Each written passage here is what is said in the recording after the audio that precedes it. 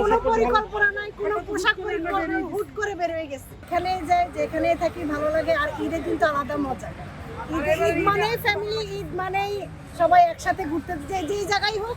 কোনো পরিকল্পনা নাই, কোনো পোশাক পরিকল্পনা, হুট করে বের হয়ে গেছে।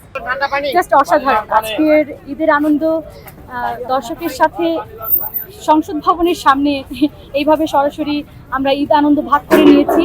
খুবই ভালো লেগেছে। আমরা চাই প্রতি বছর আমরা এইভাবে সংসদের সামনে হোক বা আশেপাশে, মানে আমরা নতুন বাংলাদেশে স্বাধীনভাবে যেন ঈদের আনন্দ ভাগাভাগি করে নিতে পারি সবাই। আমার এক খুব কাছের এক ছোট ভাই মারা গিয়েছে, অনেক দোয়া রইল তাদের জন্য। তাদের বিনিময়ে আমরা এত সুন্দর একটি স্বাধীন বাংলাদেশ আবার পেয়েছি। আমরা তো যুদ্ধ দেখিনি, তো আমি সরাসরি দেখেছি। আমি 4 তারিখে ছিলাম, একটুর জন্য আমিও গুলিবিদ্ধ হইনি আসলে।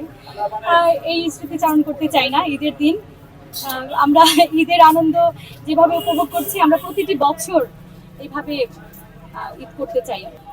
ঈদের দিন আমি আমার পরিবারের সাথে থাকতে ভালোবাসি, কিন্তু যেহেতু আমি সাংস্কৃতিক অঙ্গনে আছি, আমার থাকা হয় না। ঈদের দিন আমার কোনো না কোনো প্রোগ্রাম থাকে।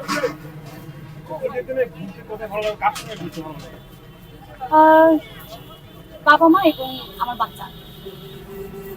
আজকে তো ঈদের প্রথম, আজকের পরিকল্পনা আজকে এই তো প্রথম শো শেষ করলাম। এবার পরিবারের সাথে কিছুটা সময় কাটাবো, তারপর সন্ধ্যার পর বন্ধু বান্ধবের সাথে একটু সময় কাটাবো। ঈদে তো সরকার আমাদের যে কাটাচ্ছেন 2025-এ কাটাচ্ছেন, এর ভিতরে কোন ঈদকে আপনি প্রাধান্য দিচ্ছেন বা আপনার কাছে ভালো লাগছে?